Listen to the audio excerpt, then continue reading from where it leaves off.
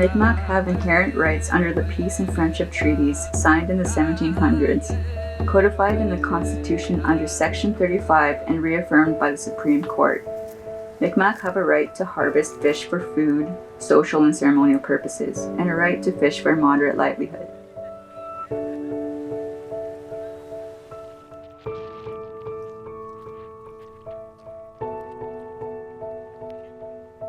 The Robeson-Superior Treaty and Robeson-Huron Treaty guaranteed the full and free privilege to Indigenous peoples to hunt over the treaty territory now ceded by them, and to fish in the waters as their ancestors before them.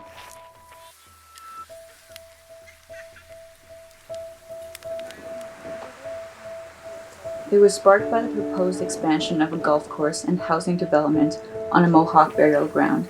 A police officer was shot dead during a brief exchange of gunfire, and a Mohawk elder died from a heart attack behind the blockades. The land defenders set up blockades, and the OPP arrived in full rag gear. The OPP shot and killed Dudley George, one of the leaders of the occupation. Thinking he was armed, they later found he was not. As a result of the occupation, an injunction was issued in favor of the development company. 6 nations are continuing to resist colonial dispossession by taking back the land and making sure the next 7 generations have land. These 4 women decided to take action through social media and teach-ins. Omnibus Bill C-45 that included changes to land management on First Nations territory and removing regulations and protections. This sparked peaceful protests to get Government of Canada to take action. The governments of BC and Canada have permitted pipeline companies to build through their territory.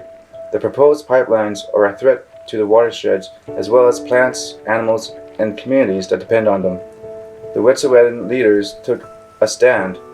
However, on February 10th, RCMP invaded unceded Usodowin territory and arrested clan leaders and land defenders to enforce a court injunction.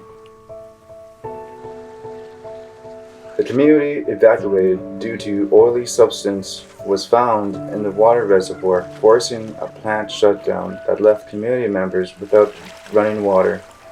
The federal government has promised solutions. However, they are not permanent solutions. The community is forced to stay in the hotels of Thunder Bay in the meantime. For 25 years, they have gone without clean water. Their voices must be heard so they can go back to their home with clean water.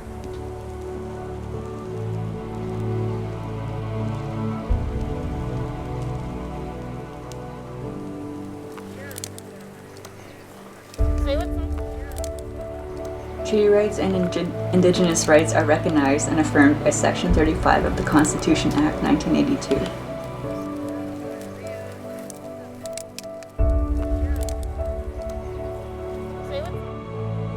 The Mi'kmaq have inherent rights under the Peace and Friendship Treaties signed in the 1700s, codified in the Constitution under Section 35 and reaffirmed by the Supreme Court. Mi'kmaq have a right to harvest fish for food, social and ceremonial purposes, and a right to fish for a moderate livelihood.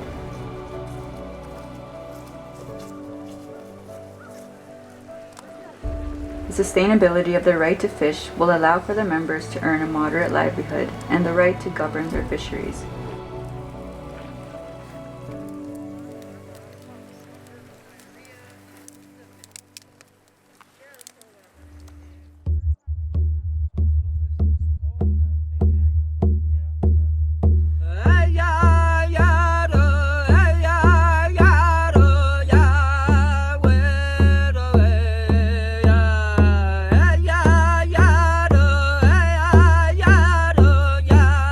Treaty rights across Canada are here to stay.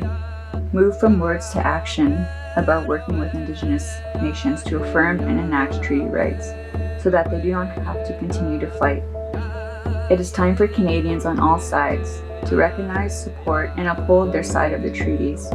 Educate, reinstate, evaluate, and commemorate all treaty rights from East Coast to West Coast and the North to the South. stand in solidarity so that the next generation can live in proudly knowing that they do not have to fight for their treaty rights anymore.